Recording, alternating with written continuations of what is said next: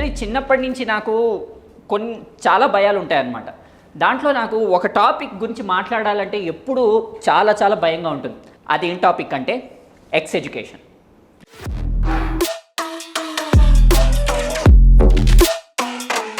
మనం అందరం బాగా ఇష్టపడే ఎక్స్ ఎడ్యుకేషన్.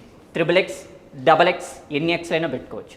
నా ఫస్ట్ అనగనగా ఒక పిల్లాడు ఉంటాడు. ఆ పిల్లాడికి తేట ఎక్కువ, ఏదైనా కొత్తది తెలుసుకోవాలని ఆత్రం ఎక్కువ, కానీ పనికైంది మాత్రం కనుక్కోడనమాట.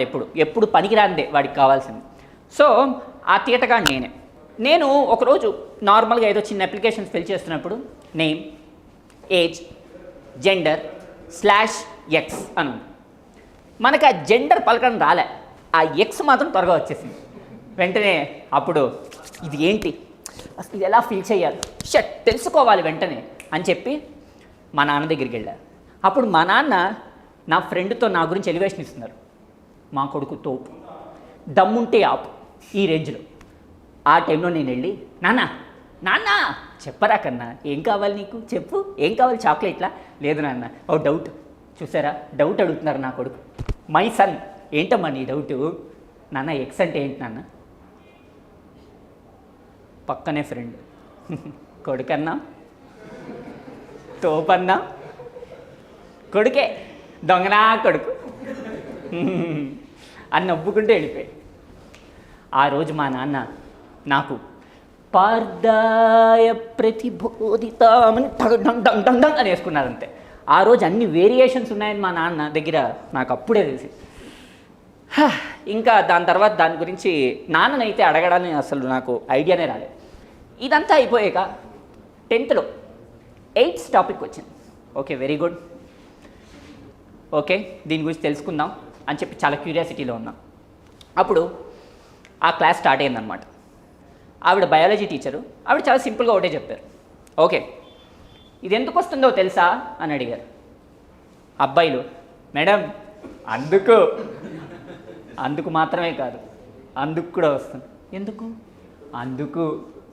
చాలా ఇంపార్టెంట్ క్వశ్చన్, నోట్ చేసుకోండి. 10 మార్క్స్. జస్ట్ అలా అబ్రివేషన్స్ రాసేయండి, 5 మార్కులు వేసేస్తా. డయాగ్రామ్ వేయండి, ఇంకో 3 మార్కులు వేసేస్తా. టాపర్స్కి 10 మార్కులు వేసేస్తా. Get out of my studio. ఇదేం ఎక్స్ప్లెనేషన్ రా? సరే ఓకే. ఫ్రెండ్స్ని అడిగితే ఏంట్రా ఇది అని అంటే, ఏం లేదురా మామ, పులిరాజాకి ఎయిడ్స్ వస్తుందా? పులిరాజా ఎవడు? పులిరాజాకి ఎయిడ్స్ వస్తుందా? ఏమో నాకు తెలియదురా రే. సరే అయితే నీకు భక్తిరస సినిమాలు చూపిస్తా, సండే వార్డెన్ వెళ్ళిపోతాడు, హాస్టల్లో స్క్రీనింగ్స్ జరుగుతుంది, వచ్చేయి అన్నాడు. నీకు ఎయిడ్స్ గురించి మిగతా సృష్టి రహస్యాల గురించి తెలుసుకుంది కానీ అన్నాడు. Okay come on, yes I'm ready అన్నాడు.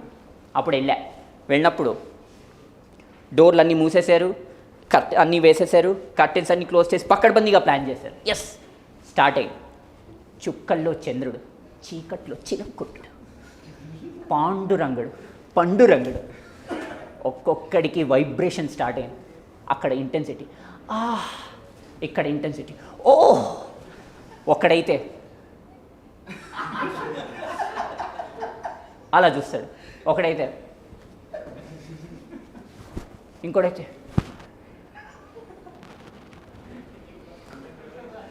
ఇంకా నా పక్కన ఉన్నోడైతే ఇలా. పాపం కొంతమందికి ఏమేమి గుర్తొచ్చాయో. ఓకే సరే, సో అట్లా అది మనం ఇంత గమనించానంటే నేను ఎంత అబ్జర్వేషన్లో అందరినీ చూస్తున్నానని మీరు తెలుసుకోవాలన్నమాట.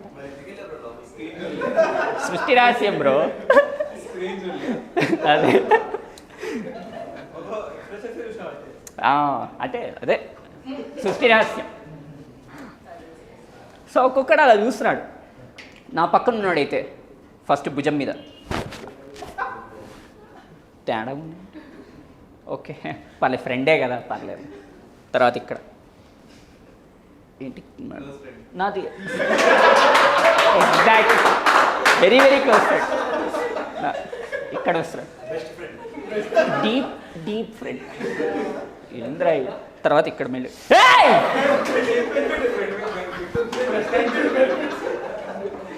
వాడు ఒక్కసారి మా ఏంటి ఒక్కసారి రా ప్లీజ్ నేను అమ్మ నానే వాడేమో ఇంకో వదలటలేదు దండం పెడతా, ఆడేమో ఇంత ఉన్నాడు, ప్లీజ్ రే వదలలేదు దండం పెడతా.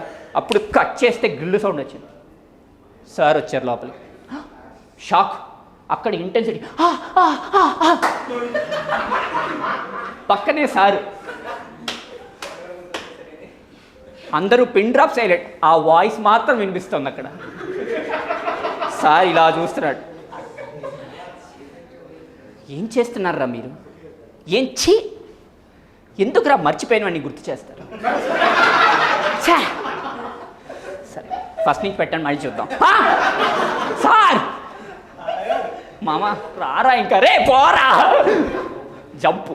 కానీ ఆ రోజు ప్రతి నా కొడుకు బాత్రూమ్కి వెళ్ళాడు, 2-3 గంటల వరకు బయటకి రాలేదు ఎతవలు. ఇంకా నాకైతే బాత్రూమ్ అంతా వస్తుంది, సరే ప్లీజ్ త్వరగా నాకు బాత్రూమే వస్తుంది, ఇంకేం రావట్లేదు. ఓకే సో నేను ప్లీజ్ ఓపెన్ చేయండి అంటే అప్పుడు డోర్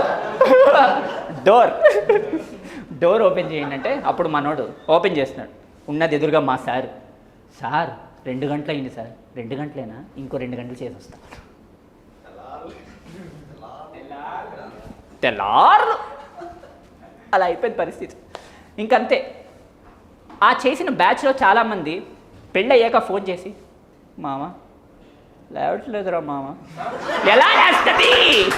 ఉద్యమంలా చెయ్యకూడదది, అర్థమయ్యిందా? ఉద్యమంలా చేసి ఎడిక్ట్ అయితే అలాగే ఉంటుంది, మరి అట్లాగే ఉంటుంది. అది పరిస్థితి. అందుకే నమ్ముకోకండి, ఎప్పుడు చేతులనే నమ్ముకోకూడదు. అది రేఖలు పోవడమే కాదు, ఇది మారిపోతాయి. ఇంక 10th అయిపోయాక అప్పుడు ఇంటర్ బ్యాచ్. ఫ్రీడమ్ వచ్చింది, అనకొండాలు ఇంకా డెవలప్ అయ్యే ఏజ్, హార్మోన్స్ గుప్పెత్తున ఎగిరే ఏజ్. అప్పుడు ఇంకా జిమ్ రెడీగా ఉన్నాం. అప్పుడు రెడీగా ఉన్నప్పుడు మా సారు, కెమిస్ట్రీ సార్ ఉండేవారు. He is highly romantic person. So కెమిస్ట్రీతో పాటు ఫిజిక్స్ కూడా చెప్దామని ప్రయత్నించారు, కానీ సరే అంత వర్కౌట్ అవ్వలేదు. సో అప్పుడు ఆయన ఏం చెప్పేవారంటే, అప్పట్లో డంప్స్ అంటే డంప్స్ యూసేజ్, ఇప్పుడు దాని గురించి చెప్పడం అంటే ఇప్పుడు అవేర్నెస్, పాపులేషన్ కంట్రోల్లో కాండమ్స్ యూసేజ్ అన్నది చాలా ఇంపార్టెంట్, అలాగే సేఫ్ ఎక్స్ కూడా చాలా ఇంపార్టెంట్. కాబట్టి సో ఆయన చెప్పేవారు అనమాట. ఏంటంటే అప్పట్లో కాండమ్స్ అంటే ఇప్పుడే మనం దాని గురించి అంత ఎక్కువగా మాట్లాడడానికి సిగ్గుపడుతుంటాం, కానీ అప్పట్లో కాండమ్ గురించి ఎట్లాగా పబ్లిసిటీ చేస్తారు, ఎలా చేసేవారంటే అప్పట్లో దీన్ని మీరు దాన్నిగా ఊహించుకుని ఆ వస్త్రాన్ని మీరు చక్కగా దీంతో కవర్ చేసి అప్పుడు మీరు సంభోగంలో చేసుకోండి అని చెప్పి తిరిగి. ఓకే, కానీ బాగా చెప్పారు కదా. కానీ అప్పట్లో వాళ్ళు ఏం చేసేవాళ్ళంటే నిజంగానే దాంతో కవర్ చేసి సంభోగంతో చేసేవారు. పాపులేషన్ విరగబడి వచ్చేది. అది అట్లా ఉండేది మన knowledge, general knowledge, sexual education knowledge. కానీ అప్పట్లో యాడ్ ఎలా ఉంటే బాగుండేదో కొంచెం కవితాత్మకంగా ట్రై చేద్దాం. ఎట్లా ఉండే ఒకసారి ఊహించుకుందాం. మీలో కామాంతక జ్వాలలు ఏర్పడిన వేళ, ఎదురుగా మీరు ప్రేమించే మహిళ లేదంటే భార్య ఎదురుగా ఉన్నప్పుడు వేళ, అప్పుడు మీ ఇద్దరూ సన్నిహితంగా ఉన్న వేళ, ఏకాంతంగా ఉన్న వేళ, అప్పుడు మీ హార్మోన్స్ ఏమంటాం తెలుగులో? అంత తెలుగు ఎవరికి తెలియదేమోలే. ఓకే మీ రసాయనిక చర్యలు ఉన్నత స్థాయిలో వెళ్తున్న వేళ, మీ శరీరంలో ముందు భాగంలో కింద ప్రాంతంలో ఒక అవయవం లేచిన వేళ, ఆ అవయవాన్ని మీ సున్నితమైన ఒక వస్త్రంతో కప్పిన వేళ, అప్పుడు మీరిద్దరూ కలిసిన వేళ, ఇంకా చూసుకోండి మీ వేళాపాడ అన్నీ చెప్తామేంటి అసుకు బుసుకు అట్లా ఉంటుందన్నమాట. సో అట్లా చెప్తే అట్లీస్ట్ కొంచెం జనరల్ నాలెడ్జ్గా అయినా ఉంటుందేమో అనుకుంటే అట్లా కూడా చెప్పలేదు. ఇంత సెక్సువల్ ఎడ్యుకేషన్ చెప్పినా చాలా బాగుండేదేమో. పాపులేషన్ కాదు, అన్నీ మంచి కంట్రోల్ అయ్యేవి, ఎస్టీడీ కూడా. ఇప్పుడు అవి కూడా ఎక్కువైపోయాయి, ఏం చేస్తాం, వెరీ సాడ్. సరే ఓకే మెసేజ్ ఇచ్చేసాను. కానీ దీని తర్వాత ట్విస్ట్ ఏంటంటే నేను బైపీసీ తీసుకున్నా. నేను దాని తర్వాత జాయిన్ అయింది మెడికల్ కాలేజ్. అది చాలా పెద్ద university. MBBS, BDS, B pharmacy ఇట్లా ఇట్లా ఇట్లా సెపరేట్ బ్యాచ్లు ఉంటారు. ఇంకా అలా ఉంటారు. సరే ఓకే, మనం ఎవరైనా అమ్మాయిని సైట్ కొడదాం, కొన్ని విషయాలు తెలుసుకుందాం, ఇంకా ఎడ్యుకేట్ అవుదామని నేను ఊహించుకుంటూ ఉంటున్నప్పుడు ఎప్పుడు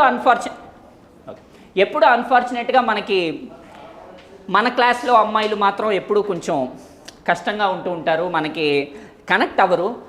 ప్లస్ ఎవరిని సైట్ కొట్టాలి ఏంటి ఇదంతా తెగ వేరియేషన్స్తో ఆలోచిస్తూ ఉంటాం అన్నమాట. సో వన్స్ అపాన్ ఏ టైం ఏమైంది అంటే మాకు ప్రాక్టికల్స్ జరుగుతాయి. అంటే మమ్మల్ని ఆ ప్రాక్టికల్స్ కాదు, అది కాదమ్మా, ఆ లైవ్ కాదు, ఇది వేరే లైవ్, అవుట్ ఆఫ్ సిలబస్. అక్కడ ఎలాంటి ప్రాక్టికల్స్ ఉంటాయంటే పేషెంట్ ఉండరు. అంటే ఫస్ట్ ఇయర్లోనే పేషెంట్స్ని ఇచ్చేస్తే మేము ఎక్కడ అప్పటి నుంచే చంపడం మొదలెట్టేస్తాము అని చెప్పి మాకు పేషెంట్స్ ఇవ్వరు. మమ్మల్నే పేషెంట్లో యాక్ట్ చేసి డెమో చేసుకొని మేమే ఎడ్యుకేషన్గా చదువుతున్నాం. ఇది ప్రాక్టికల్స్తో జరిగేదన్నమాట మెడికల్ ఫీల్డ్లో. సో మాకేంటంటే మమ్మల్ని కూర్చోబెట్టేవారు, మేము మోడల్గా చేయాలి. సో నేను కూర్చున్నా. మా క్లాస్లో ఏంటంటే 4 అబ్బాయిలు 18 అమ్మాయిలు. అంతుండే అక్కడ మొత్తం డల్లే ఉండదు. మన క్లాస్లో అమ్మాయిలు మాత్రం అర్రే అంత ఎంబీబీఎస్, బీడీఎస్ వాళ్ళకి ఆల్రెడీ అక్కడ అదే. సో అట్లా ఉంటుంది. మనమేమో ఓకే, మనం చూడడానికి చక్కగా వాన పడుతున్నా దాన్ని మధ్యలోంచి దూరిపోయి వెళ్ళే బాడీ కాబట్టి రారా నాన్న కూర్చో అన్న. నన్ను పిలిచారు, అబ్బా ఐఎమ్ వెరీ ప్రౌడ్ అని చెప్పి నేను కూర్చుంటే ఓకే చూసారా, హీఈస్ ద మ్యాన్, షర్ట్ ఇప్పమ్మా. మేడం ఏంటమ్మా, ఎందుకు, పర్లేదు ఇప్పు. మ్యామ్ ప్లీజ్ మ్యామ్, ఇక్కడ ఉండేవాళ్ళందరూ నీ సిస్టర్స్, ఇప్పేసే. అసలు ఏం మాట్లాడుతున్నారు మేడం మీరు. సరే షర్ట్ ఇప్పేసా, ఓకే పనికి కూడా ఇప్పాలమ్మా. నేను ఇంకా ఐఎమ్ వర్జిన్ అని చెప్పలేదు. ప్లీజ్ పర్లేదు తిగ్గిని ఓకే తీస్తా డోంట్ వరీ, తీసి పక్కన పెట్టి. అప్పుడు ఎవరైనా క్లాస్లో ఇలా బక్కగా ఉండాలి. చూడండి ఎముకలు ఎంత బాగుందో, అస్థిపంజరం అక్కర్లేదు, హీఈస్ లివింగ్ అస్థిపంజరం. ఏంటి మేడం ఇట్లా అన్నారు, ఇది కూడా ఇప్పేస్తా అప్పుడు తెలుస్తుంది అస్థిపంజరం మీకు.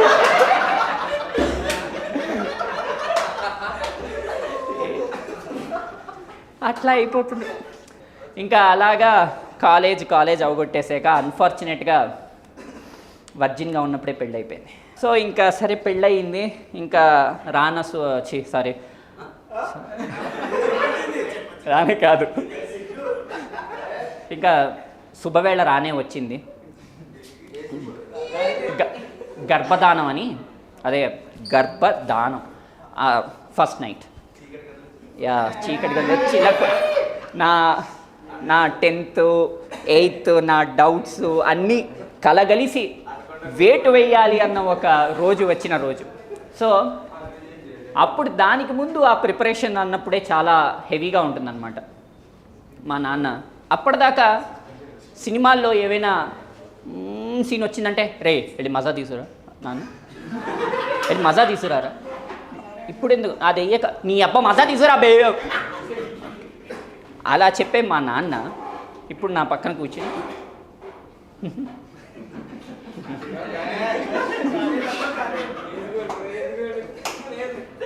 కంగారు పడు మెల్లిగా, ఓ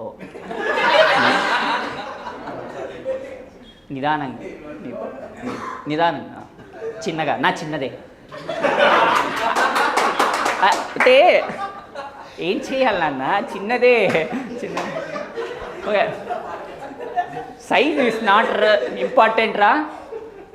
important penetration. So you go with that flow, love is important అని మా నాన్న చెప్పలేకపోయారు, నేను కూడా అడగలేకపోయాను. ఇంకా ఓకే. కానీ బాదం పప్పు, పిస్తా పప్పు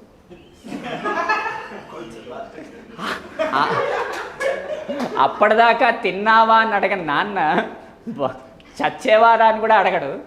బాదం పప్పు పిస్తా పప్పు అంటే ఇంకా అదే గన్నేరు పప్పు అని చెప్పాలి. ఇంకా సరే, ఇంక అమ్మ అయితే నవ్వేసి వెళ్ళిపోతుంది. అమ్మ అది కాదమ్మా, రే నువ్వు ఉండు, రే నువ్వు అసలే చిన్నపిల్లాడివి, నువ్వు ఏం చేస్తావో ఏమో, అసలే చిన్నపిల్లాడిని ఏం చేస్తానేమో ఏంటమ్మా, ఇంత పెళ్ళి చేస్తా సరే. కానీ ఇంకప్పుడు మా తాత, మనవడా ఏం చెప్తా, మనవడా నిలబెట్టాలి. ఏం నిలబెట్టాలి? ఏం పరువు వంశ పరువు నిలబెట్ట. ఓకే, గట్టి ఉండాలి. ఏంటది? ఏంటి? గుండె గట్టి ఉండాలి. ఓకే, ముందు కంగారు ఉంటుంది. మీ బామ్మతో నేను వద్దు, ఆ చరిత్ర నాకు చెప్పకు, చాలు, వచ్చిన నాదే చాలు. ఇంకా ఫ్రెండ్, ఏ మావా కానీ నేను నీకేం డౌట్ ఉన్నా ఫోన్ నీకు కావాలా? ఏం కావాలి? 50 mm వేసుకోరా తెల్లారు. పోనీ అది ఏ వద్దు, ప్లీజ్ ప్లీజ్ గో. ఇంకా అలా ఇంకా వద్దో నేను చూసుకుంటా, పర్లేదు, ఇంకా సజెషన్స్ వద్దు అని ధైర్యంగా యుద్ధ భూమిలోకి అలా అడుగేశాను. లైట్ ఆఫ్ అన్నా. అందుకే నాలా మీకెవ్వరికి ఈ పరిస్థితి రాకూడదనే, ఎందుకంటే అందరూ ఆల్రెడీ ఎక్స్పర్ట్ అయ్యారు కాబట్టి, అలా ఉండకూడదు కాబట్టి ఇన్స్పిరేషన్గా తీసుకుని ఒక్కొక్కళ్ళు ముందుగానే దీన్ని నేర్చుకోవాలి, అంటే తెలుసుకోవాలని కోరుకుంటున్నాను. అండ్ ఫైనలీ 2 మెసేజ్ ఏంటంటే, ఇంత చెప్పేశా కాబట్టి సెక్చువల్ ఎడ్యుకేషన్ చాలా ఇంపార్టెంట్, ఖచ్చితంగా అందరూ తెలుసుకోవాలి. అది తెలుసుకోకపోవడం వల్లే చాలా అనర్థాలు జరుగుతున్నాయి. అందుకే నేను వీలైనంత వరకు దాన్ని కామెడీగా చెప్దాం అనుకున్నా అది. అండ్ నచ్చకుండా ఎవరిని ముట్టుకోకండి, అది అమ్మాయి అయినా అబ్బాయి అయినా. గుడ్ టచ్ బ్యాడ్ టచ్ అందరికీ ఇంపార్టెంట్. సో ఇది గుర్తుపెట్టుకోండి. And thank you, wonderful audience, thank you so much, love you.